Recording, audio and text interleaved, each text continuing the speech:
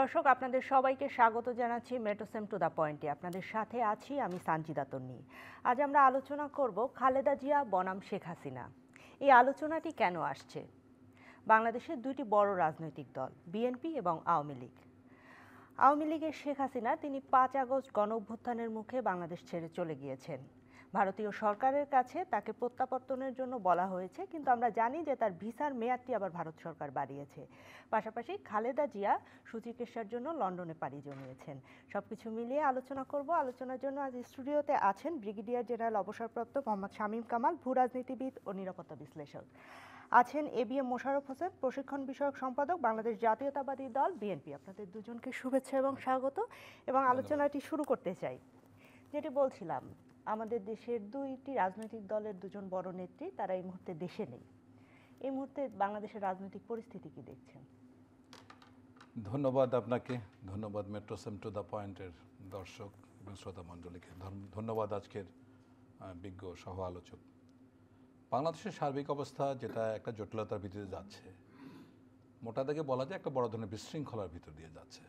অন্তর্বর্তীকালীন সরকারের যেসব এজেন্ডা ছিল সেগুলি নিয়ে ওনারা চেষ্টা করছেন, কিন্তু সাধারণ গণমানুষের যে ভোগান্তি এটা কিন্তু চরমে পৌঁছেছে। দুইটা জিনিসের দিকে আমি আলোকপাত করব, দৃষ্টিপাত করব। একটা হচ্ছে কি আইন শৃঙ্খলা পরিস্থিতি, এটা যেখানে ছিল সামান্য কিছু উন্নতি হয়েছে, বাট এটা একেবারে সহনীয় পর্যায়ে এখনও আসেনি। দ্বিতীয় হলো নিত্য প্রয়োজনীয় দ্রব্যমূল্যের ঊর্ধ্বগতি। এটার মধ্যে বলতে পারেন যে হ্যাঁ, এই শীতকালীন সবজির কারণে কিছুটা সবজির দাম কমেছে, কিন্তু ভোজ্য তেল সহ এমনকি ভরা মৌসুম এখন চালের, ধানের, তখনও কিন্তু চালের দাম কমছে না। সো এগুলি কিন্তু উদ্যোগের বিষয়। সবচেয়ে বড় কথা হলো খুবই অনাকাঙ্ক্ষিতভাবে হঠাৎ এমন ঘটনা ঘটছে, যেমন এখনও বোধহয় আন্দোলন চলছে। এই যে বিডিআর বিদ্রোহীদের বিচার নিয়ে, আদালত নিয়ে তাদের যে অস্থায়ী যেটা আদালত ছিল সেটা বোধহয় বন্ধ করে তার প্রতিবাদ করে আন্দোলন হচ্ছে। সুতরাং এখন ঢাকা শহর হয়ে গেছে বায়নার শহর, যে যেদিকে পাচ্ছে সেদিকে ইয়ে করছে, এবং সরকার এই পুরো পরিস্থিতিকে ঠিকমতো নিয়ন্ত্রণ করতে পারছে না। আমরা যদি সার্বিকভাবে দেখি, বাইরের থেকে অর্থ সংগ্রহ করা বা রেমিটেন্স প্রবাহ বাড়া, এরকম 2-4টা জায়গায় সফলতা থাকলেও সার্বিকভাবে কিন্তু দেশের অর্থনৈতিক, রাজনৈতিক বিষয়টা এখনো অস্থিরতার ভিতরে দিয়ে আমার এখানে যাচ্ছে। একটি প্রশ্ন রয়েছে। অন্তর্বর্তীকালীন সরকারের প্রধান তিনি একটি ইন্টারভিউতে বলেছেন যে আমরা চেষ্টা করছি, বাকিটা দেখি কি হয়। মানে এই যদি লাইগা যায় সিস্টেমে কি আসলে দেশ না, চলে কিনা? এটা চলা ঠিক না, এটা চলা ঠিক না। বাট অধ্যাপক ইউনূসের একটা জিনিসকে আমরা অ্যাপ্রিসিয়েট করি, উনি সোজা সাপটা কথা বলতে পছন্দ করেন। ওনার বেশ কয়েকটা ইন্টারভিউ, বিশেষ করে নিউ এজের নুরুল কবিরের সাথে ইন্টারভিউ দিয়েছেন। ওখানে বলেছেন যে আমরা এই কাজের জন্য না, আমাদেরকে ডাকা হয়েছে, আমরা এখন চেষ্টা করব, আর যদি না পারি তাহলে সরি, আর যদি হয়ে যায় তাহলে তো ভালো কিছু। আসলে বিষয়টা হলো কি, দেখুন ওনারা একটা ইলেকশনের যে সময় টাইম স্লট দিয়েছেন, এটাতে রাজনৈতিক দলগুলিরও একটা সহনশীল আচরণ করলে ভালো হয়। ওখানে বলা হচ্ছে যে ডিসেম্বরের মধ্যে, এই বছরের শেষে অথবা আগামী মাসের মধ্যভাগের মধ্যে। এটা হলো একটা ব্রড একটা টাইম স্লট যার মধ্যে নির্বাচন হবে। স্পেসিফিক্যালি আরেকটা যেটা করতে পারে, অন্তর্বর্তীকালীন সরকার যদি বলে বসে যে ঠিক আছে, যে এই মাসের মধ্যে, এত তারিখের মধ্যে আমাদের নির্বাচন হবে, তাহলে হয়তো বা রাজনৈতিক দলগুলির মধ্যে একটু আস্থা বা একটা তাদের মধ্যে একটা সহনশীল আচরণ হয়তো আশা করা যাবে। কিন্তু সার্বিক পরিস্থিতি যেটা, আইনশৃঙ্খলা পরিস্থিতি যেটা অবনতির কথা বললাম, পুলিশ এখনও পারছে না এটাকে সামাল দিতে। এখানে সেনাবাহিনীকে ম্যাজিস্ট্রিয়াল পাওয়ার দিয়ে মোটামুটি বলতে পারেন যে পুতুলের মতো সাজিয়ে রাখা হচ্ছে। এটা ঠিক হচ্ছে না। আমার মনে হয় যে অনেক কিছু করার ছিল। সেনাবাহিনীর বহুমাত্রিক ব্যবহার, এটা নিয়ে আমি অনেক জায়গায় কথা বলেছি, কিন্তু সরকারও কেন যেন এই ধরনের উদ্যোগ নিচ্ছে না। আর মানুষের জন আকাঙ্ক্ষা, তাহলে মানুষ হচ্ছে সাধারণ মানুষ, গত 3-4 মাস অনেক মানুষ কিন্তু ঘরে ঘুমাতে পারছে না। তো সাধারণ মানুষ কি চায়, যে অল্প দামে খাবার জিনিসটা কিনে, খাদ্য নিত্য প্রয়োজনীয় জিনিসটা কিনে তারা একটু দুবেলার পেট পুড়ে খেতে চায়, এবং রাতে জীবনমানের উন্নয়ন এবং নিরাপত্তার যে রাতে একটু শান্তিতে ঘুমাতে চায়। কিন্তু এই দুইটা জিনিস কিন্তু দুইটা জায়গায় কিন্তু বড়ভাবে মানুষের আকাঙ্ক্ষা এই ব্যাহত হচ্ছে। আলোচনাগুলোর পাশাপাশি আমি জাতীয় নির্বাচন নিয়ে এবং এর সাথে সাথে স্থানীয় নির্বাচন নিয়ে এখন কথা হচ্ছে, সে বিষয়ে আপনার সঙ্গে কথা বলবো। আপনার কাছে জানতে চাই, খালেদা জিয়া সুচিকিৎসার জন্য লন্ডনে গেলেন। তিনি লন্ডন ক্লিনিকে এই মুহূর্তে ভর্তিও রয়েছেন, এবং বিএনপির অনেক দিনের দাবি ছিল এটি। এই যে তিনি চলে গেলেন, মানে আপনাদের অনুভূতি কি? ধন্যবাদ আপনাকে। আমাদের জন্য অবশ্যই একটা স্বস্তির বিষয়, বরং আমরা না, বরং দেশবাসী, আপনি যদি মানুষের প্রতিক্রিয়াটা দেখেন, আপনি দেখবেন যে বাংলাদেশের আমার মানে অধিকাংশ মানুষ খালেদা জিয়ার এই যে সুচিকিৎসা হোক, এটা সবাই কিন্তু প্রত্যাশা করে এবং এটা চেয়েছিলেন। কিন্তু আপনি দেখবেন যে বিগত যে সরকারটি ক্ষমতায় ছিল শেখ হাসিনার নেতৃত্বাধীন, তারা সম্পূর্ণ রাজনৈতিক প্রতিহিংসার কারণে বেগম খালেদা জিয়াকে চিকিৎসার ব্যবস্থা করেনি। বরং আপনি দেখবেন যে একটি বানোয়া রাজগুবি একটা মামলায় বেগম খালেদা জিয়াকে জোর করে তারা সাজা দিয়ে 6.5 বছর জেল কাটিয়েছে। তো সুতরাং এইটা আমরা মনে করি যে এটা রাজনৈতিক প্রতিহিংসা, যার কারণে বেগম খালেদা জিয়া সুচিকিৎসা পায় নাই, উনি জামিন পান নাই। অথচ বাংলাদেশের আপনার আইন যদি পর্যালোচনা করেন, আদালতে গিয়ে কেউ 5 বছর বা 7 বছর সাজা হয়েছে, দাঁড়িয়ে সে হাইকোর্ট থেকে ন্যায় বিচার পায় নাই, এক্সাম্পল অনলি বেগম খালেদা জিয়া, তার ক্ষেত্রে এটা হয়নি। তারপর আপনার উচ্চ আদালতে উনি বারবার আবেদন করেছিলেন, পরিবারের পক্ষ থেকে 8 বার ওনার চিকিৎসার জন্য আবেদন জানিয়েছিল, সেটাও প্রত্যাখ্যান করা। এই যে দুই নেত্রীর চলে যাওয়া, দুই নেত্রী যখন দেশ ত্যাগ করলেন, দুজনের সময় আমরা দেখেছি যে পথে অসংখ্য লোক ছিল, কিন্তু দুভাবে দুজন চলে গেলেন। এটিকে আপনি আপনি যদি দুটা ঘটনাকে একসাথে মিশ্রণ করেন তাহলে আমার মনে এটা দুঃখজনক। না, দুটো ঘটনাকে আমি মিশ্রণ করছি না। খালেদা জিয়া যখন চলে গেলেন, তার নেতা কর্মীরা তাকে কিন্তু আমি আসি আমার বক্তব্যটা। আপনি দেখবেন বেগম খালেদা জিয়া একমাত্র নেত্রী বাংলাদেশের ইতিহাসে এখন পর্যন্ত, নেতা বা নেত্রী যাই বলেন, আজকে খালেদা জিয়া যতটা নির্বাচনে অংশগ্রহণ, কোনো নির্বাচনে হারেন নাই। উনি বাংলাদেশের ইতিহাস যদি লিখতে হয়, খালেদা জিয়াকে বাদ দিয়ে বাংলাদেশ ইতিহাস হবে না। 91 সালে, আপনি জানি না আপনার বয়স কত ছিল, এখানে শামীম কামাল ভাই আছেন, মানে বাংলাদেশের মানুষ জানতে এরশাদের পতনের পর যে আওয়ামী লীগ ক্ষমতায় যাচ্ছে, এরকম একটা ধারণা কিন্তু বাংলাদেশে ছিল। কিন্তু বাংলাদেশের মানুষ যখন একটি অবাধ সুস্থ আমি একটু বলি তাহলে আপনি কি ক্লিয়ার হয়ে যাবে, যখন অবাধ সুস্থ নিরপেক্ষ নির্বাচনের একটা সুযোগ পেয়েছে, তখন 9 বছর রাজপথে আন্দোলন করা বেগম খালেদা জিয়া কি কিন্তু মানুষ বেছে নিয়েছে। তো যার কারণে আপনি এই দুই নেত্রীর যে নাম বললেন, একজন বেগম খালেদা জিয়া, এটি মিশ্রণ করিনি আমি, পার্থক্যটা বলতে চাই, একজন গণঅভ্যুত্থানের মুখে চলে গেলেন, আর একজন এই যে একটা উষ্ণ, না ওইটা না, আমি যদি আমাকে একটু বলতে দিলে আপনি বুঝবেন। একজন দেখেন যে তাকে তিলে তিলে মেরে ফেলতে চেয়েছিল চিকিৎসা না করিয়ে, কিন্তু বাংলাদেশের মানুষ কি উচ্ছ্বাস আবেগ নিয়ে তাকে বিদায় জানিয়েছে। আর আরেকজন ইতিহাসের নির্মম সাক্ষী, যে পালিয়ে যেতে বাধ্য হয়েছে। এই যে এখানে আপনি এই যে দুজনের পার্থক্যটা, এখানে কিন্তু আপনি সহজে অনুমান করতে পারবেন যে একজনের জনগণের প্রতি কি আস্থা, শ্রদ্ধাবোধ, আরেকজন পালিয়ে যেতে বাধ্য হয়। এটা কারণটা কি? তার কর্মকাণ্ড। কারণ বাংলাদেশের যদি আপনি দেখেন, এরশাদ সাহেব যখন ক্ষমতায় ছিলেন, 9 বছর আমরা গণতন্ত্রের জন্য সংগ্রাম করেছি। শেখ হাসিনা এরশাদের সাথে আতাত করে কিন্তু সিয়াসি নির্বাচনে গিয়েছিল, কিন্তু বেগম খালেদা জিয়া যায় বাংলা। এই যে সময় আপনি দেখেন যে 1/11 সময় আমরা দেখেছিলাম খালেদা জিয়াকে বাইরে পাঠিয়ে দিয়ে -2 করতে চেয়েছিল, কিন্তু বেগম খালেদা জিয়া যায় নাই। বরং আপনি ওই সময় যদি লক্ষ্য করেন, বেগম খালেদা জিয়ার আগে শেখ হাসিনা গ্রেফতার হয়েছিলেন, বেগম খালেদা জিয়া তার মুক্তি চেয়ে গণমাধ্যমে স্টেটমেন্ট দিয়েছে। শেখ হাসিনাকে যখন লন্ডন এয়ারপোর্টে আটকে দিয়েছে, খালেদা জিয়া প্রথম প্রতিবাদ করেছে যে না, এটা মেনে নেওয়া যায় না। অর্থাৎ একজন লোক গণতন্ত্রের প্রতি কতটুকু কমিটমেন্ট, আর আরেকজন কিভাবে গণতন্ত্রকে হত্যা করে ক্ষমতায় থাকার জন্য নানা কৌশল অবলম্বন করে, এর পার্থক্য আমরা বিশ্লেষণ করলেই তো আমরা দুইজনকে মূল্যায়ন করতে পারবো।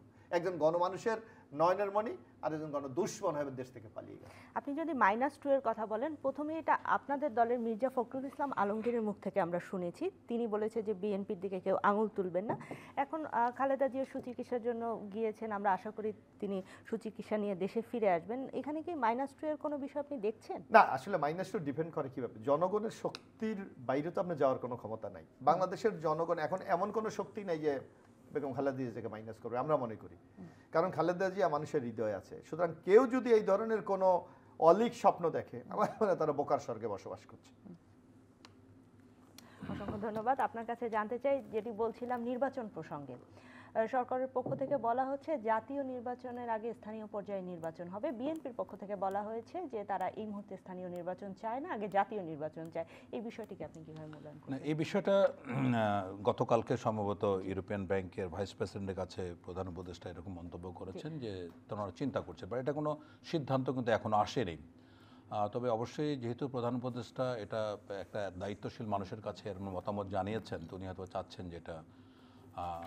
আমি মনে করি যে এই বিষয় এখন কিন্তু বড় ধরনের জটিলতা চলছে, কারণ এখন যারা নির্বাচিত ইউনিয়ন চেয়ারম্যান, তারা কিন্তু দায়িত্ব পালন করতে পারছে না। ধরে নেন এদের মধ্যে হয়তো বা 60% চেয়ারম্যান হচ্ছে গিয়ে আওয়ামী লীগের। সো আওয়ামী লীগের যত চেয়ারম্যান আছে নির্বাচিত, সবাই কিন্তু মামলার আসামি, মানে এমপি মন্ত্রী তো বাদ, চেয়ারম্যান এবং এমনকি মেয়র সহ তো এমনকি তাদেরকে মেম্বার, ডিসলভও করে দেওয়া হয়েছে। হ্যাঁ তাদেরকে না, মেয়রদেরকে ডিসলভ করা হয়নি। ইনফ্যাক্ট যে চেয়ারম্যানদেরকে কিন্তু এখনো ডিসলভ করা হয়নি, বাট এটা নিয়ে অনেক কথা। ইউপি আছে এখন স্টিল ইউনিয়ন চেয়ারম্যান পরিষদের চেয়ারম্যানরা আছেন, কিন্তু তার দায়িত্ব পালন কিন্তু করতে তারা দায়িত্ব পালন করতে পারছে না। পারবে কিভাবে? তাদের নামে মামলা দেওয়া। তো এর মধ্যে অনেকে বেল নিয়ে, এখন জানেন যে এটার আগাম কোনো জামিনও দেওয়া হচ্ছে না হাইকোর্ট থেকে, কোনো একটা বেঞ্চে হয়তো কয়েক হাজার এরকম আবেদন পড়েছে। তাহলে এই লোকগুলি গত 5-6 মাস ধরে পালিয়ে আছেন। আমার এলাকায়, আমার উপজেলায় 8 জনের মধ্যে 4 জন ঢাকায় একসাথে, তারা কিন্তু মিলেমিশে এক হোটেলে আছেন, আমার সাথে যোগাযোগ করেছেন, ভাই কোর্পোরেটে এলাকায় যেতে পারছি না। এই শূন্যতাকে পূরণ করার জন্য প্যানেল চেয়ারম্যান দেওয়া হয়েছে। ওই প্যানেল চেয়ারম্যান যদি আপনার বিএনপির লোক না হয়, তার বিরুদ্ধে মামলা দেওয়া হয়েছে। সুতরাং সিস্টেমটাকে জিম্মি কিন্তু করছে একটা রাজনৈতিক দল। তাহলে কথা হলো, যদি চেয়ারম্যানের কার্যকারিতা আপনার না থাকে, তার সাপোর্ট যদি জনগণ না পায়, তাহলে এটা একটা বড় ধরনের একটা শূন্যতা না? তাহলে সেক্ষেত্রে স্থানীয় নির্বাচনটা কিন্তু খুবই গুরুত্বপূর্ণ। এটা কিন্তু আমরা ছোটোভাবে দেখতে পারি না। আবার অ্যাট দ্য সেম টাইম এই দুইটা নির্বাচন সেপারেটলি করা অনেক মানে ব্যয়বহুল একটা ব্যবস্থা।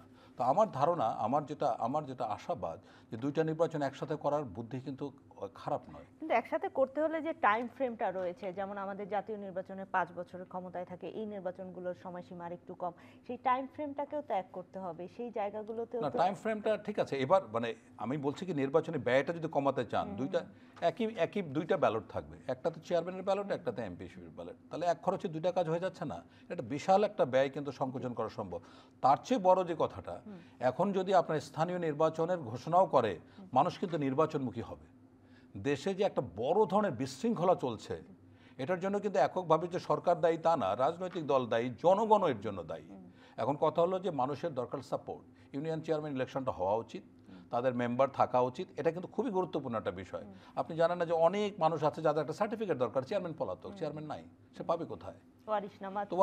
অনেক কাজ আছে, চেয়ারম্যানের কাজ তো অনেক। তো সুতরাং এই ক্ষেত্রে অন্তর্বর্তীকালীন সরকার যে চিন্তাটা করছে, এই চিন্তাটাকে আমি ব্যক্তিগত মনে করি অত্যন্ত মানে এটা অর্থনৈতিকভাবে অনেক ধরনের সাশ্রয়ী একটা পদক্ষেপ হবে বলে আমি মনে করছি, এবং এটা অমূলক কিছু না। এবং জাতীয় নির্বাচনের বিষয়, হ্যাঁ, যদি একসাথে সম্ভব না হয়, দরকার হয় ফেজে করুক। জাতীয় নির্বাচন যে একদিনে 300 সিটে করতে হবে, নট নেসেসারিলি।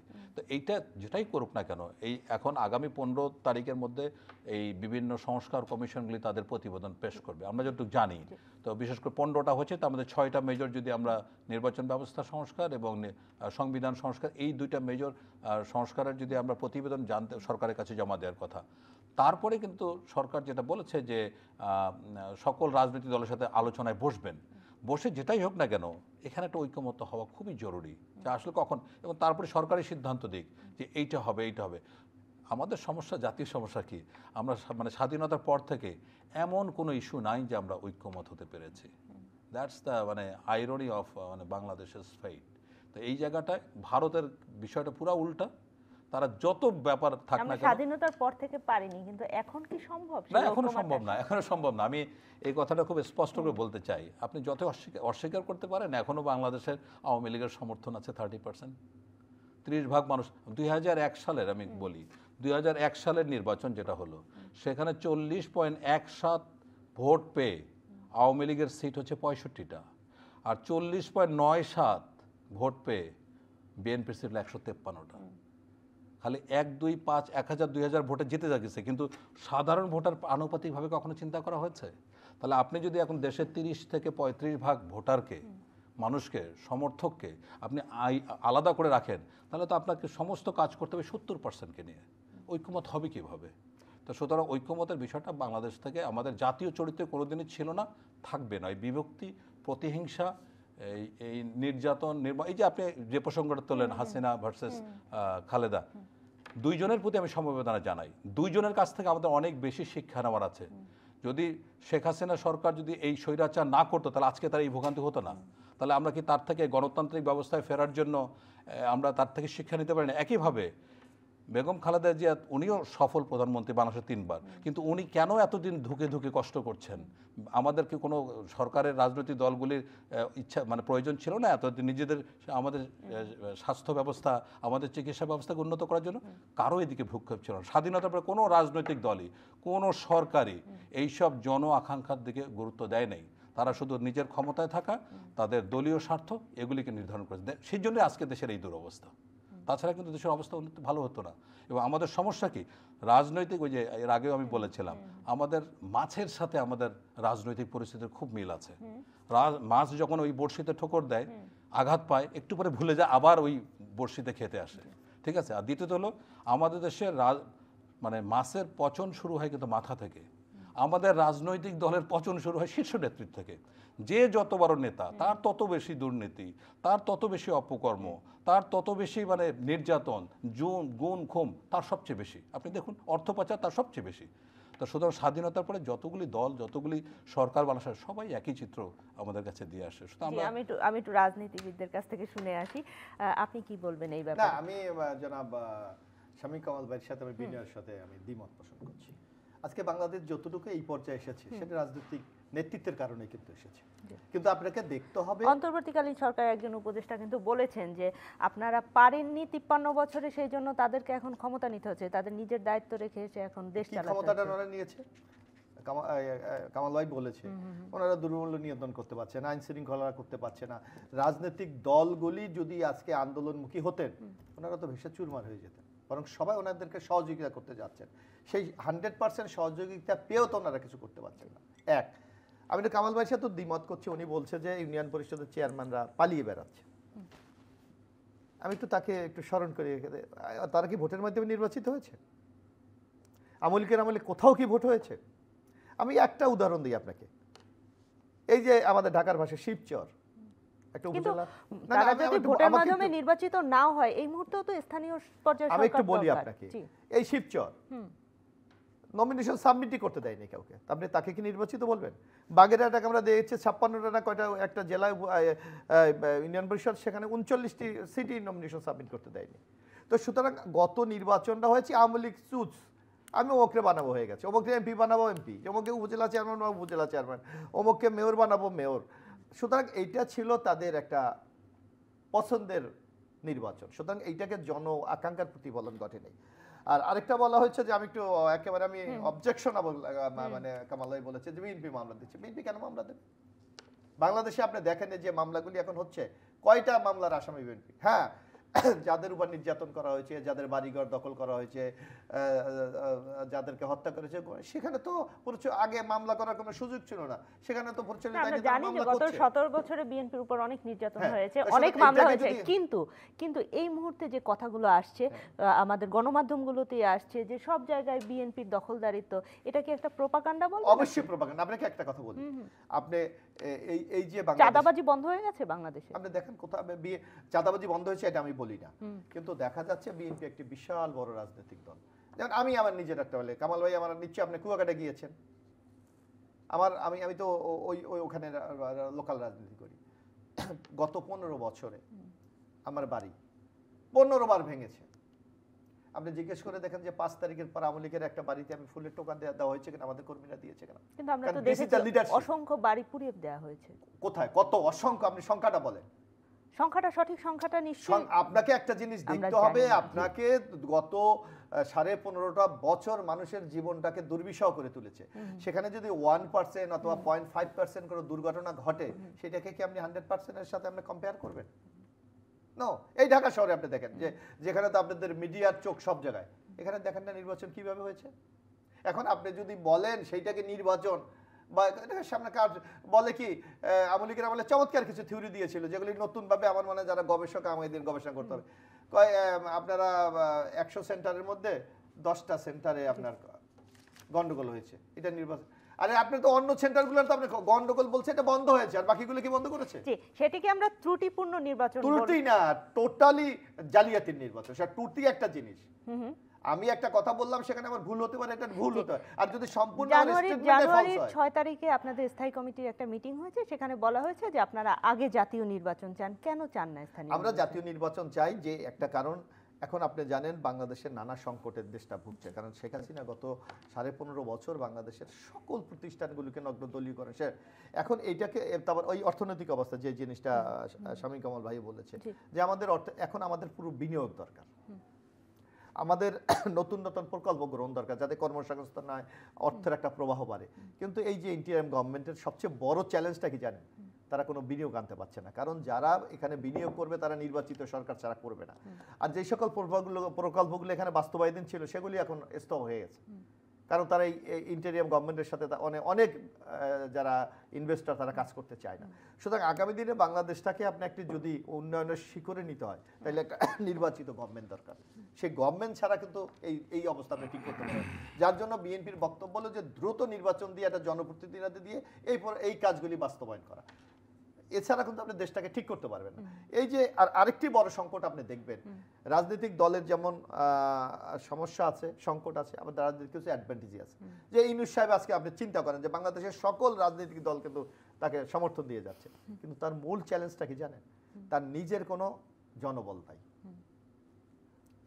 কারণ যেমন আপনি যদি আজকে বিএনপি আওয়ামী লীগের মতো একেবারে তৃণমূল ওয়ার্ড পর্যন্ত তাদের একটা কর্মী আছে, প্রশাসনের সাথে সাথে কিন্তু তারা কাজ করার একটা সুযোগ পায় বা সহযোগিতা করার সুযোগ পায়। ইউনূস সাহেব এখন কাকে অর্ডার দিচ্ছে? যে কোনো কাজ বাস্তব তাকে দিচ্ছে প্রশাসন। প্রশাসন তো আমরা বলি নগ্ন দলীয়করণ করা হয়েছে। এই প্রশাসন তো চাইবে ইউনূস সাহেব ফেল করুক, কারণ এরা তো বিগত আওয়ামী লীগের 1, 2, 3, 4 লায়ের মানে টায়ার পর্যন্ত আওয়ামী লীগের মনোনীত প্রশাসনের লোকজন। এ দিয়ে ইউনূস সাহেব সাকসেস হবেন বা সফল হবেন এটা চিন্তা করা কোনো কারণ নেই। জি, অন্তর্বর্তীকালীন সরকার কেন রাজনৈতিক দলগুলোকে সঠিকভাবে ব্যবহার করতে পারলেন না, সবার ম্যান্ডেট থাকার পরেও সবার তার প্রতি এই যে দৃষ্টিভঙ্গি আছে সেই বিষয় নিয়ে আমি আলোচনা করব। ব্রিগেডিয়ার শামীম কামাল, আপনার কাছে জানতে চাই, এই যে আলোচনাটি এসেছে এর পাশাপাশি আমরা জানি যে শেখ হাসিনাকে ভারতের যে তার ভিসার মেয়াদ সেটি বাড়ানো হয়েছে, তার প্রত্যাবর্তনের জন্য অন্তর্বর্তীকালীন সরকার একটি চিঠি দিয়েছে, তার কোনো জবাব আসেনি এবং আমাদের পররাষ্ট্র উপদেষ্টা তিনি বলেছেন যে জবাব না আসলে কি করার আছে, একটা গাছাড়া ভাব সবকিছু মিলিয়ে। এটিকে কিভাবে দেখছেন? এটাকে আমি মানে বার্ডস আই ভিউ থেকে যদি দেখি তাহলে এটা ভারত বাংলাদেশ সম্পর্কের যে একেবারে গিরিখাতের কিনারায় পৌঁছেছে তা সেরকম একটা অবস্থা। দেখুন এখন পতিত স্বৈর মানে প্রধানমন্ত্রীর যেটা ট্রাভেল পাস আছে এটা কিন্তু গুড এনাফ, কিন্তু কেন ভারতীয় সরকার তার ভিসা এক্সটেনশন করলো এটা কিন্তু বাংলাদেশকে এক ধরনের চ্যালেঞ্জ করা। এখন দেখুন আমরা এই অন্তর্বর্তীকালীন সরকার ক্ষমতায় আসার পরে অনেক অপ্রয়োজনীয় বিষয় নিয়ে তারা ব্যস্ত আছেন যেগুলির কোনো প্রয়োজন ছিল না। যেখানে আপনার একটা ন্যূনতম সংস্কার করে একটা তাড়াতাড়ি নির্বাচন করা, আমি ওনার সাথে একমত যে রাজনৈতিক বন্দোবস্ত ছাড়া দেশের উন্নতি কোনোদিনও হবে না। দেশের জাতীয় যে পৃথিবীর যে কোনো জায়গায় যান না কেন কোনো বড় ধরনের কাজ বড় ধরনের সিদ্ধান্ত রাজনৈতিক সিদ্ধান্তই হতে হয়েছে, হবেও তাই। এখন কথা হলো যে আমাদের এখানে যেটা দরকার ছিল প্রায়োরিটি সেট করা, প্রথমে আইন শৃঙ্খলা পরিস্থিতি, দ্রব্যমূল্য নিয়ন্ত্রণ করা ইত্যাদিকে এক নম্বর রেখে, মানে এটা যেমন এক ধরনের সংস্কার, আরেক দিকে মানে সবচেয়ে গুরুত্বপূর্ণ যেটা আসা উচিত ছিল সেটা নির্বাচন একটা ইয়ে করার জন্য। এই নির্বাচনটা করার কারণে মানে তাড়াতাড়ি করার কারণে যে সমস্যাগুলি ছিল এগুলি দিকে সংস্কার চলছে, ঢিমে তালে চলছে না তা না, কিন্তু এখানে দেখুন আপনার এই মাঝে রাষ্ট্রপতিকে অভিশাসন করা নিয়ে একটা বড় ধরনের নাটক হয়ে গেল, জুডিশিয়াল কু হয়ে গেল, তারপরে আপনার এই শেখ মুজিবের ছবি থাকবে কি থাকবে না সেটা নিয়ে একটা হলো, কয়দিন আগে গত সপ্তাহে প্রোক্লেমেশন নিয়ে এক ধরনের নাটক চলছে আর কি। তো এগুলো হচ্ছে আননেসেসারি ইস্যু, পতাকা মীমাংসিত বিষয় বাংলাদেশের এক্স্যাক্টলি, এটা কোনো প্রয়োজন ছিল না। এর মধ্যে একটা গুরুত্বপূর্ণ বিষয় হলো শেখ হাসিনাকে ফেরত আনতে হবে। আরে বাবা, শেখ হাসিনাকে নিয়ে আসা আর হিমালয়কে হাত দিয়ে ধাক্কা দিয়ে সরিয়ে দেয় একই ধরনের কাজ। ভারত কোনো অবস্থাতে শেখ হাসিনাকে ফেরত দিবে না। শেখ হাসিনা এখন ভারতের নির্বাচনের ট্রাম্পের কার্ড, এটা আমরা বুঝতে পারছি না। আজকে শেখ হাসিনাকে কেন্দ্র করে পুরো বাংলাদেশকে একটি জঙ্গি ইসলামিক রাষ্ট্র হিসেবে ব্র্যান্ডিং করার জন্য সর্বভারতীয় উদ্যোগ নেওয়া হচ্ছে। এইবার প্রথম আমরা দেখতে পাচ্ছি যে ভারতের সরকার, ভারতের জনগণ, রাজনৈতিক দল, মিডিয়া সবাই সমস্যার কথা বলছে।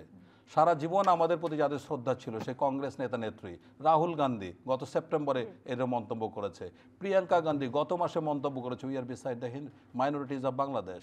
এখানে কি তাই হচ্ছে? কিছু হচ্ছে না। ওই যে বললাম যে যতই অন্যায় মিথ্যা যাই হোক না কেন, জাতীয় স্বার্থে ভারত হচ্ছে এক। সামনে কিন্তু ভারতের নির্বাচন, এই সময় শেখ হাসিনাকে নৈতিক কারণে ফেরত দেবে না। বিকজ এতদিন ধরে শেখ হাসিনা আওয়ামী লীগ সরকার যেভাবে ভারতের স্বার্থকে পরিচর্যা করে গেছে আন্তরিকতা দিয়ে, এটা কোনো সরকার করে নেই। বাকি সরকার যে করে নেই তা না, সবাই কিন্তু কম বেশি করেছে। আমি আপনাকে একদম ম্যাথডিক্যালি প্রমাণ দিয়ে দেখাতে পারবো, অন্যান্য সরকার স্বাধীনতার পরে যত গভর্নমেন্ট আসছে কেউই কিন্তু জাতীয় স্বার্থ সেইভাবে রক্ষা করেনি। মোশাররফ ভাই ওনার দলের কারণে উনি অনেক কিছু হয়তো বলবেন, কিন্তু কথা হচ্ছে যে কোনো দলই কিন্তু জাতীয় স্বার্থকে জন আকাঙ্ক্ষাকে গুরুত্ব দেয় নাই। দলীয় কিভাবে ক্ষমতায় থাকা যায়, কিভাবে আপনার লুটপাট করা যায়, অর্থ পাওয়া যায়, সেই দিকে মনোযোগ ছিল বেশি। যদি তাই হতো তাহলে গণতন্ত্র কেন এতদিনে ইয়ে করলো না, আপনার বাংলাদেশে ফ্লারিশ করলো না, কেন আজকে গত 15 বছর 17 বছর ধরে নির্বাচন দিতে মানে হচ্ছে না, 30 থেকে 40% মানুষ এখনো 18 বছর ধরে নির্বাচন দেখতে পাচ্ছে না। সো বিষয়গুলোতে দায় তো কাউকে না কাউকে নিতে হবে। সুতরাং সর্বসাকুল্যে ভারত এখন যেটা চাচ্ছে, ভারত যে কোনো মূল্যে শেখ হাসিনাকে এক্সটেন্ড করবে। এখন এইরকম কিন্তু হাজার হাজার অনেক তিব্বতের অধিবাসী কিন্তু ভারতের ট্রাভেল পাস নিয়ে মুভ করছে, পাসপোর্ট দরকার নাই। তো এটা দরকার ছিল না। ট্রাভেল ডকুমেন্ট যারা আছে তার কিন্তু ভিসা এক্সটেনশনের দরকার নাই, তাকে রেসিডেন্ট পারমিশন দিতে পারে। জাস্ট বাংলাদেশকে চ্যালেঞ্জ করে দেখুন, বাংলাদেশের সাথে ভারতের যে বাণিজ্য ডেফিসিট, এটা হচ্ছে যদি ভারত আপনার 16 বিলিয়ন করে, আমরা করি মাত্র 2 বিলিয়ন। হ্যাঁ, মানে 2023-এ ভারতের মোট এক্সপোর্ট হচ্ছে 777 বিলিয়ন। তার মধ্যে আমাদের এখানে এক্সপোর্ট করেছে 13 বিলিয়ন। এটা হচ্ছে তাদের আনুপাতিক আরও 1.5%। ঠিক আছে, ভারত ঝুঁকি নিচ্ছে, এই ঝুঁকি নিয়েও বাংলাদেশকে শায়েস্তা করার মানসিকতা নিয়ে কাজ করছে, এবং সেখানে শেখ হাসিনা তাদের জন্য ট্রাম্প কার্ড। শেখ হাসিনা ফেরত আনবেন কি জন্য? আর এইটা নিয়ে রাজনৈতিক দল, এই যে যারা আন্দোলন করছে, তারা দিস ইজ আননেসেসারি ইস্যুজ।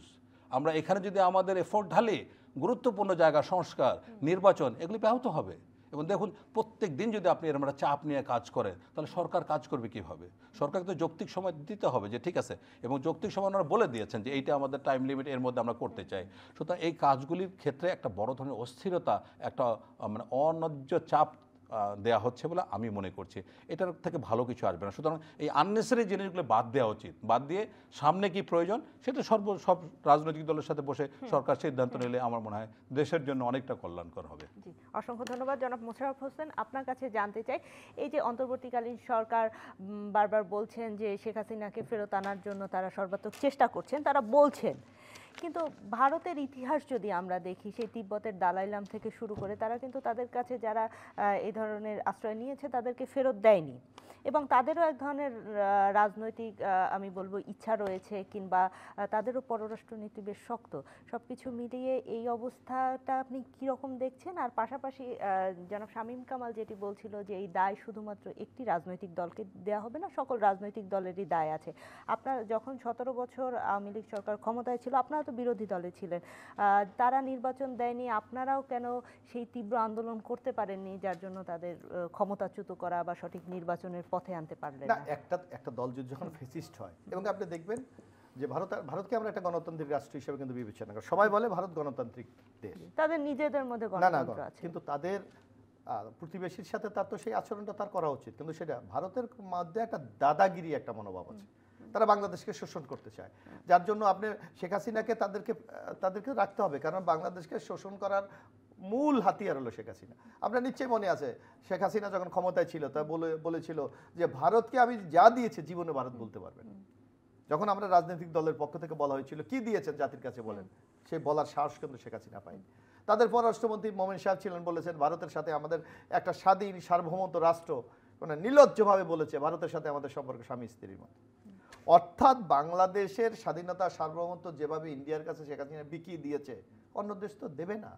যার কারণে আপনি মনে করেন এই মুহূর্তে তো শেখ হাসিনা নেই, তিনি নেই কেন? ক্ষমতায় নেই। সে কি খুব আনন্দের সাথে বাংলাদেশ ছেড়ে চলে গেছে? না, নিশ্চয়ই না। সে পলায়ন গণ অভ্যুত্থানের মাধ্যমে সে চলে গেছে, সুতরাং তার দুঃশাসন মুক্ত হয়েছে। এখন আপনি বিশ্বের ইতিহাস যদি পর্যালোচনা করেন, অনেক শক্তিশালী দেশ অনেক দেশকে শোষণ করে, এটা স্বাভাবিক। সেখানে তারপরও জনগণ কিন্তু সেই শোষণ থেকে মুক্ত করার জন্য ফাইট করে। যার জন্য আপনি দেখেন, আপনি যে কথাটি বলছেন, এই যে শেখ হাসিনার 15.5 বছর আমরা কি ফাইট করিনি? আমাদের নামে কত লক্ষ লক্ষ মামলা দিয়েছে, আমাদের 3000 লোককে হত্যা করেছে, 700 লোকের গুম করেছে। এগুলি কি নর্মাল হয়েছে? এগুলো তো আন্দোলন সংগ্রাম বিরুদ্ধে আমরা সংগ্রাম করেছি বলেই হয়েছে। সুতরাং একটা ফেসিস্ট সরকার সবসময় কিন্তু এই ধরনের আচরণ করে, এটাই স্বাভাবিক। আপনার হাসিনা সেইটাই করেছে, কিন্তু ফেসিস্ট জানে না একটা সময় তার পরাজয় হবে। আর আরেকটা বলেছে যে রাজনৈতিক দলের ব্যর্থতা। আপনার বাংলাদেশের এই যে ভারতের সাথে আপনি দেখবেন, আমাদের নেতা শহীদ রাষ্ট্রপতি জিয়াউর রহমান এই ভারতের সাথে কিন্তু বার্গেনিং করেই কিন্তু গঙ্গা চুক্তি করেছিলেন। এই ভারতের সাথে কিন্তু আমরা মর্যাদার সাথে আমরা বসবাস করেছিলাম। কিন্তু শেখ হাসিনা যেভাবে বাংলাদেশের স্বার্থকে বিকিয়ে দিয়েছে, এবং ওই যে কথাটি বলেছে আওয়ামী লীগ একটা বাংলাদেশের বৃহত্তর রাজনৈতিক দল, সেই দলটা যদি কোনো দেশের দালালি করে তো অন্য দেশপ্রেমিক লোকটা সেই দালালদের বিরুদ্ধে রুখে দাঁড়ানো তো খুব কষ্টসাধ্য ব্যাপার। কিন্তু হাজারো সংকট সমস্যা থাকা পরও আমরা কিন্তু এই দীর্ঘদিন ফাইট করেছি এবং সর্বশেষ জনতার বিজয় হয়েছে। স্বৈরাচার বা যারা কারোর স্বার্থকে সংরক্ষণ করতে চায় তাদের আজকে বিজয় হয়েছে। আমি একটু কথা বলি যে কোনো সরকারের দুর্নীতি মুক্ত করা যায় না, কিন্তু কামাল ভাই যেভাবে সরলীকরণ করেছে, এটা আমি তার মতো একজন বিজ্ঞ, যেমন আপনি মনে আজকে আপনি দেখেছেন যে এই আমরা দেখুন 5 তারিখ শেখ হাসিনা চলে গেল, 7 কি 8 তারিখ প্রথম আলো একটি নিউজ করেছে যে বাংলাদেশের একটি বিদ্যুৎ প্রকল্প, পারমাণবিক বিদ্যুৎ কেন্দ্র রূপপুর, সেখান থেকে প্রধানমন্ত্রী, তার বোন, তার ছেলে, তার বোনের ছেলে 60,000 কোটি টাকা ঘুষ নিয়েছে। কামাল ভাই বলুক যে এর আগে কোন গভর্নমেন্ট রাষ্ট্রীয় ক্ষমতা থেকে এই পরিমাণ টাকা নিয়েছে?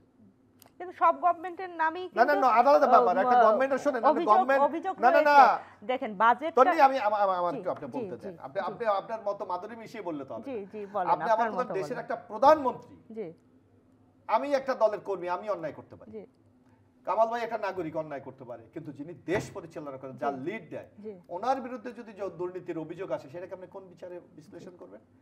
আপনি খালেদা জিয়ার বিরুদ্ধে অভিযোগটা কি এসেছে আমি একটু দেখেন, দুইজনের মধ্যে আপনি যদি কম্পেয়ার, তো বললেন শিরোনাম তো এটা শেখ হাসিনা 60,000 কোটি টাকা চুরি করেছে, এটা হলো বক্তব্য। আর খালেদা জিয়া কি ব্যাংকে 2,15,00,000 টাকা রেখেছে, এটা সুদ আসলে এখন 8 কোটি টাকা হয়েছে। আপনি তাকে বলছেন মামলা হয়েছে তার নামে, মামলা কি তার বিরুদ্ধে রায় হয়েছে? অভিযোগ তো হতেই পারে, অভিযোগটা একটা জিনিস, কিন্তু আপনাকে তথ্য প্রমাণ দিয়ে আমলে 15 বছর প্রমাণ করতে পেরেছে, বরং উল্টো খালেদা জিয়াকে কারাগারে রেখেছে। এখন আদালত কি বলছে? খালেদা জিয়ার এই যেই মামলা তাকে দীর্ঘ 6.5 জেলে রেখেছে, এখন দুদকের আইনজীবী বলে আমরা চাপে করেছি, আমাদের ভুল হয়েছে। অর্থাৎ আপনি একটা জিনিস আপনি তসরুপ বলেন বা দুর্নীতি কখন বলবেন? যখন ওইটা আত্মসাৎ হয়। আরে ভাই 2,15,00,000 টাকা ব্যাংকে 8 কোটি টাকা হয়েছে, তাহলে চুরিটা কে করেছে?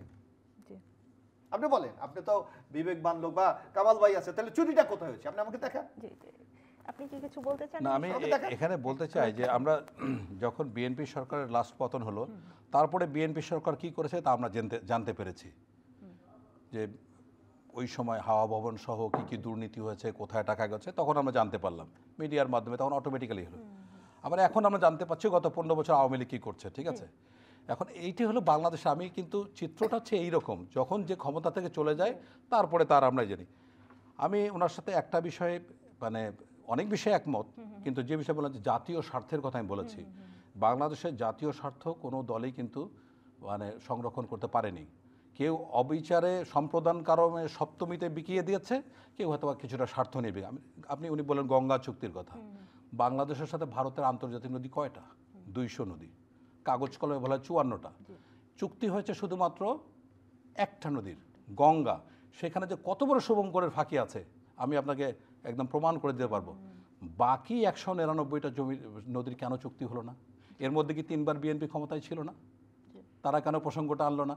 2014 সালে আপনার 35টা নদী মানে দেশ যদি স্বাক্ষর করে কোনো আন্তর্জাতিক নদী চুক্তিতে, তাহলে কিন্তু 2014 সালে এটা হওয়ার কথা ছিল। 2014 সালে যখন আপনার 35তম দেশে ভিয়েতনাম স্বাক্ষর করলো, অদ্যাবধি বাংলাদেশ স্বাক্ষর করেনি। তাহলে কথা হচ্ছে অদ্যাবধি আপনি বলুন যে কোন দ্বিপাক্ষিক বিষয়টা। 1972 সালে ভারতের সাথে বাংলাদেশের যে চুক্তি হয়, তাতে ইনল্যান্ড ওয়াটার যেটা ব্যবহার করবে তার জন্য 5 কোটি টাকা আপনার মানে ভারত সরকার দিতে রাজি হয়েছে বাংলাদেশকে, মাত্র 5 কোটি টাকা। খুবই হাস্যকর। এই যে 50 বছর 53 গেছে গেল, ওই 5 কোটি টাকার 1 টাকাও পারে নেই। এর মধ্যে 3 বছর যে 3 টার্ম ছিল না বিএনপি ক্ষমতায়, তখন এগুলি কি দেখে নেই? তো সুতরাং আমি দায়িত্ব নিয়েই বলছি যে বাংলাদেশের এই যে যতগুলি দল এ পর্যন্ত সরকার ছিল, অনেকেই পারেনি, বাংলাদেশের স্বার্থকে সংরক্ষণ করতে পারেনি। এটা হচ্ছে আমার স্টেটমেন্ট। আমি যদি চান আমি হয়তো তথ্য প্রমাণ দিয়ে বলতে পারবো। কামাল ভাই সে তো বিনীত। কামাল ভাই এখানে একটা দেখলো বিএনপি, এটা এই যে বিএনপির সময় আপনি তো একটা ডিসিপ্লিন ফোর্সে আপনি দীর্ঘদিন কাজ করেছেন। আপনি দেখেন বিএনপির আমলে এই যে আমাদের সীমান্ত কত কিভাবে ছিল, আর আপনি যখন একটা দেশের জন্য সীমান্ত খুলে দেবেন, সেই দেশ কাকে সাপোর্ট করবে? সেই যারা খুলে দেবে তাদের পক্ষে, সেই খুলে দিয়েছিল তো শেখ হাসিনা। আর বিএনপি যখন আমি ক্ষমতায় যদি ছিল আমি যদি একটু ক্লিয়ার করি এখানে, জনাব শামীম কামাল তিনি বলতে চাচ্ছেন যে আপনারা ক্ষমতায় ছিলেন, আপনাদেরকে একচ্ছত্রভাবে ব্যর্থ বা সফল বলছে না, বলছে যে রাজনৈতিক দলগুলো কখনোই জনগণের স্বার্থকে যেভাবে সংরক্ষণ করা উচিত ছিল সেভাবে করেনি। যদি করেই থাকতো তাহলে আমাদের চিকিৎসা খাতের এই দুর্দশা হতো না, যদি করে থাকতো তাহলে আমাদের এই যে পারস্পরিক পররাষ্ট্রনীতি সেই জায়গাগুলোতে এই সমস্যাগুলো তৈরি হতো না। এটা আপনি এটা একেবারে আপনি যদি জেনারেল ভাবে বিশ্লেষণ সেটা হবে। এখানে ভারতের একটা বিরাট স্বার্থ আছে, সে চায় তার সরকার ক্ষমতা, এখানে তার যারা স্বার্থ সংগঠন তাদেরকে ক্ষমতায় রাখবে। অন্য সরকারগুলি বারবার এসেছে, কিন্তু আপনি দেখবেন ভারত তাদের বিরুদ্ধে বারবার সমালোচনা করেছে। আমি যে কথাটি প্রথমেই বলতে চাই, প্রতিবেশী দেশ হিসেবে আপনারা যখন ক্ষমতায় ছিলেন 2001 থেকে 6 সাল, তখন ভারতের সঙ্গে আমাদের সম্পর্ক একেবারে তলানিতে কেন হয়েছে, কেন গিয়েছিল সেটাই কথা। আমাদের পাশাপাশি দেশের সঙ্গে তো সম্পর্ক ভালো থাকার কথা। কেন আপনি যদি একটা দেশ আরেকটা দেশকে শাসন করতে চায়, আরেকটা দেশকে ডমিনেট করতে চায়, সেই দেশের দেশপ্রেমিক দল কি তাদের কাছে আত্মসমর্পণ করবে? কখনো করবে না। বিএনপি তো করে নাই, যার কারণে আপনি দেখবেন বিএনপি যতবার ক্ষমতা এসেছে ততবার ভারত বিএনপির বিরুদ্ধে ষড়যন্ত্র করেছে। শুধু অন্যটা বাদ দেন, আজকে এই যে বিএনপির নামেও তো তারা অনেক কিছু বলে, 10 ট্রাক অস্ত্রের কথা বলে। আরে এগুলি 10 এখনো বিচার তো হচ্ছে, আপনি তো অভিযুক্ত করতে পারেন না। বিএনপির বলেন আপনি ভাবে দেন, বিএনপির আমলে তো সেটা ধরা পড়েছে। জি জি, আপনি যদি এই কথাগুলি, বিএনপি তো আসলে আমরা ভালোভাবে বলতে পারি না। আজকে বিএনপির বিরুদ্ধে 10 টাকা কথা, এখানে ভাই শামীম কামাল ভাই বলুক তো, বিএনপি যদি এই 10 টাকা অস্ত্রের পৃষ্ঠপোষক হতেন তাহলে বিএনপি কেন গ্রেফতার করেছে? ওই যে এই উলফার নেতা পরেশ বড়ুয়াকে গ্রেফতার কে করেছে? কোন গভর্নমেন্ট করেছে আপনি বলেন? বিএনপি গভর্নমেন্ট করেছে। সুতরাং আপনি ঢালাওভাবে শুধু অভিযোগ দিলে তো হবে না, বরং এই স্টেপগুলি না, আমরা জায়গাটা স্পষ্ট হতে চাচ্ছি, অভিযোগের জায়গা না। না আপনি 10 টাকা, আপনি তো বললেন যে 10 টাকা গ্রেফতার করেছে কি? কিন্তু পার্শ্ববর্তী দেশ ভারতের সঙ্গে আমাদের পররাষ্ট্র নীতিটাও তো ঠিক করতে হবে। সেইটি বিএনপি সময় কেমন ছিল সেটি একটু আমরা কি বিশ্বাস করি? আমরা তো বলি সবার সাথে বন্ধুত্ব, কারোর সাথে শত্রুতা না, আমরা সেই নীতি। কিন্তু ভারত, এই আমি একটা কথা বলি, এই আওয়ামী লীগের আমলে ভারত বাংলাদেশ থেকে 4th রেমিটেন্স কালেক্ট করে। আরে আমার দেশে লক্ষ লক্ষ ছেলে চাকরি পাচ্ছেন, আপনি ভারত কেন আমাদের দেশে 4th রেমিটেন্স কারণে? অর্থাৎ আপনি যেই গভর্নমেন্ট ক্ষমতা ছিল তার স্বার্থ সংরক্ষণ করেছে। সুতরাং যার জন্য আপনি দেখবেন যে 2014 নির্বাচন কোন দেশ স্বীকৃতি দিচ্ছে না, ভারত বলছে সবচেয়ে অবাধ সুষ্ঠু নিরপেক্ষ নির্বাচন আছে, এবং তাদের পররাষ্ট্র উপদেষ্টা সুষমা স্বরাজ এসে বলছে যে হোসেন মোহাম্মদ এরশাদকে আপনি নির্বাচন করতে পারেন, বিএনপি ক্ষমতায় চলে আসবে। এই জিনিসগুলি তো আপনাকে বিবেচনায় নিতে হবে যে তারা তাদের আজ্ঞাবহ একটা সরকার বা এখানে রাখতে চায়। যে জিনিসটা আপনি দেখেন, এই যে আমাদের পার্শ্ববর্তী দেশ মালদ্বীপ, যেখানে ভারতের একটা ব্যাপক কন্ট্রোল ছিল, কিন্তু এই মজ্জু এখন যিনি প্রেসিডেন্ট, উনি বলেছে ভারত আউট, এই এক স্লোগানে উনি ওখানে প্রধানমন্ত্রী হয়ে গেছে, রাষ্ট্রপতি হয়ে গেছে। সুতরাং এই জিনিসগুলো তো আপনাকে বিশ্লেষণ করতে হবে। একটা দেশের জনগণ যখন স্বাধীনভাবে তার মতামত প্রয়োগ করতে পারে, তখন কোনো কর্তৃত্ববাদী শাসন তার উপর চাপিয়ে দিতে পারে না। বাংলাদেশে দেখেন যতবার অবাধ সুস্থ নিরপেক্ষ, আওয়ামী লীগটা একটা বড় দল, শামীম কামাল ভাই বলেছে তাদের এত % ভোট আছে, তাইলে আমার বিনা প্রতিদ্বন্দ্বিতা ইলেকশন করতে হবে কেন? আমার দিল্লি ইলেকশন রাতে করতে হবে? আমার মামুরা আমরা কেন নির্বাচন করতে হবে? অর্থাৎ তারা জানে জনগণ যদি ভোট দিতে চায় আমার পক্ষে রায় দেবে না, সুতরাং আমাকে যে কোনো ম্যানিপুলেট করে আমাকে জিততে হবে, এবং আমার এই জেতার মূল গ্যারান্টি হলো ভারত। আচ্ছা, এখানে আমি অনেক ধন্যবাদ। মানে ভাইয়ের সাথে আমি কিন্তু মানে কোনো দলের পক্ষে বা বিপক্ষে বলছি না, আমি বলছি ভোট টোটাল, আমি বলছি ওভারঅল একটা বিষয়। দেখুন, আমার দৃষ্টিতে বিএনপির 3 বার যে ক্ষমতায় ছিল তখনও কিন্তু ভারতের সাথে সম্পর্ক আমাদের ভালো ছিল, খারাপ না। কিন্তু আমি যেটা বলেছি যে বাংলাদেশের মানুষের ভাগ্য বা জাতীয় স্বার্থ রক্ষার ক্ষেত্রে রাজনৈতিক দলগুলি ব্যর্থ হয়েছে, প্রত্যেক সরকার। আমি বলি দেখেন 1975 সালে যখন একটা কথা প্রচলিত হয়েছে, যে যায় লঙ্কায় সেই যায় রাবণ, হ্যাঁ তা তো হবে, এটা হলো সাধারণ কথা, যদিও এটা ভারতীয় শ্লোক আমরা নাও মানতে পারি। কথা হচ্ছে যে 1975 সালে যখন শেখ মুজিবের পরিবারকে সপরিবার হত্যা করা হলো, তখন ভারতের হাই কমিশনার সমর সেন, উনি ভারতে ছিলেন, তাড়াতাড়ি বাংলাদেশে আসলেন, এসে খন্দকার মোশতাক সরকারকে বললেন যে 75-এর 15ই আগস্ট আমাদের যতই কষ্ট দিক না কেন, আমরা যতই ব্যথিত হই না কেন, আমরা কিন্তু সম্পর্ক আপনাদের সাথে ভালো করতে চাই। আবার আসেন 1991 সালে মুচকুন্দ উবে অথবা ব্রজেশ মিত্র, যে কোনো একজন নাম উল্টা হতে পারে, এবং 2001 সালে ব্রজেশ মিত্র বা মুচকুন্দ উবে যে কোনো একজন। বিএনপি 3 বার যে ক্ষমতায় ছিল 3 বারে কিন্তু ভারত স্পেশাল ডেলিগেশন পাঠিয়ে দিয়ে বলেছে আমরা সম্পর্ক উন্নয়ন করতে চাই। এইবার একটা ব্যতিক্রমধর্মী সময় এটা ভারত সরকার করছে না, এবং ভারত সরকার স্পষ্ট আমার স্টাডি অনুযায়ী অন্তর্বর্তীকালীন সরকারের সাথে বড় কোনো চুক্তিতে যেতে চাচ্ছে না। তারা চাচ্ছে সামনে যে নির্বাচিত সরকার আসে। এখন কিন্তু বিএনপির জন্য একটা অপূর্ব সময়, বিএনপি এখন কমিটমেন্ট করুক, তাদের ম্যানিফেস্টোতে আনুক যে বাংলাদেশের যে ন্যায্য অধিকার আমরা আদায় করে নেব সমতার ভিত্তিতে, মানে ফ্রেন্ডশিপ টু অল ম্যালাস্টো নান, এটা পৃথিবীর কোনো দেশের এরকম পররাষ্ট্রনীতি নাই। আমাদের পররাষ্ট্রনীতি কি? আমাদের বলেন যে আমরা এক গালে চর দিলে আরেকটা গাল আমরা পেতে দিই, এটা কোনো পররাষ্ট্রনীতি হইতে পারে? পৃথিবীর কোনো দেশ নেই। পৃথিবীর মানে যদি মানে একেবারে নির্বিষ দেশ বলেন সিঙ্গাপুর, তার পররাষ্ট্রনীতি কি? Friendship two friends only. আবার দেখেন এই রোহিঙ্গা ইস্যুতে কোন কোন দেশটা আমার পাশে এসে দাঁড়িয়েছে? ইন্ডিয়া, চায়না, কোন দেশটার পাশে দাঁড়িয়েছে? তাহলে আমি শুধু দিয়েই যাব, এই যে 17 লক্ষ বা এখন মানে 12 লক্ষ 13 লক্ষ আপনার রোহিঙ্গা আমরা পালছি, আবার 60,000 কাদের এসেছে আরো 80,000 আসছে, আরো 6 লক্ষ আসবে, ওয়েট, কিচ্ছু করার নাই। এক্ষেত্রে ভারতের ভূমিকা কি? তাহলে আমরা আমাদের ন্যায্য অধিকার, দেখেন আমি একমাত্র নদী আমাদের ফেনী নদী, এটা ফেনী থেকে ভারতে প্রবেশ করেছে। এখান থেকে আমাদের সরকার, ধরলাম আওয়ামী লীগ সরকার বা স্বৈরাচার সরকার, 1.8 কিউসেক পানি প্রত্যাহার করার অনুমতি দিয়েছে, একমাত্র নদী। এটা কি ধরনের অবিচার রে ভাই? তাহলে কি আমাদের দেশে এতদিন পানি বিশেষজ্ঞ ছিল না? মানে যারা রাষ্ট্র ক্ষমতা ছিল তারা এই বিষয়টা বোঝে না? তাহলে কি এরা কি দেশপ্রেমিক নাকি আমি দেশাদ্রোহী, কি বলবো বলেন? তাহলে এই যে দীর্ঘ সময় যে বিএনপি ছিল তারা কি দায় এড়াইতে পারে? আমি তো 100টা আমি প্রমাণ দিতে পারবো ভারতের সাথে আমরা আমাদের ন্যায্য অধিকার আদায় করতে পারি নাই। এখন যদি যে কোনোভাবে ভারত যদি আদায় করতে পারে, এটা রাম থাক আর রহিম থাক আর সুবর্ণ থাক, তাতে তো কিছু যায় আসে না। এইটাই তো নিয়ম। তো যে ক্ষেত্রে হচ্ছে গিয়ে কোনো স্থায়ী কোনো বন্ধু বা শত্রু বলে কিছু নাই, স্থায়ী স্বার্থটাই হচ্ছে জাতীয় স্বার্থের ক্ষেত্রে সর্বাগ্রে বিবেচ্য। তো এই ক্ষেত্রে আমার মনে হয় সামনে যেহেতু আমাদের অনেক ভুল হয়ে গেছে, 53 বছর আমাদের অনেক কিছু শেখার ছিল ভাই, 50 বছরে একটা দেশের গণতান্ত্রিক ব্যবস্থা দাঁড়াতে পারলো না, এটা কী ধরনের কথা? আবার ওই যে মোশাররফ ভাই যেটা বললেন, আমার একটা উপজেলাতে 8 জনের মধ্যে 5 জন কিন্তু বিএনপির চেয়ারম্যান, কিন্তু মানুষের তো সার্ভিসটা দরকার।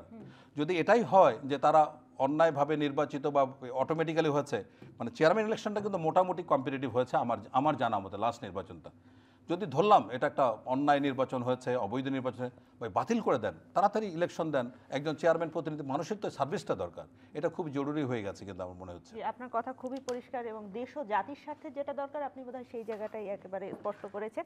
শেষ করব মোশাররফ হোসেন, আপনার কাছে জানতে চাই, বিএনপির 31 দফা আছে, সেখানে অনেক সংস্কারের কথা আছে, উন্নয়নের কথা আছে, পররাষ্ট্র নীতির কি কোনো বিষয় সেখানে আছে, বা পরবর্তীতে যদি বিএনপি ক্ষমতায় আসে তারা কি ধরনের পররাষ্ট্র নীতি করবে, এটি একটি প্রসঙ্গ।